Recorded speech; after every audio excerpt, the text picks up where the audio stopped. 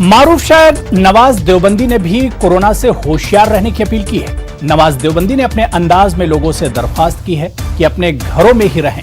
सुनिए नवाज देवबंदी का ये कलाम। दोस्तों घर से बाहर न निकले, दोस्तों घर से बाहर न निकले, घर में रहकर ही आगे बढ़ेंगे। दोस्तों घर से बाहर न निकले, घर में रहकर ही आगे बढ़ेंगे। हार जाएगा हमसे कोरोना, हार जाएगा हमसे कोरोना।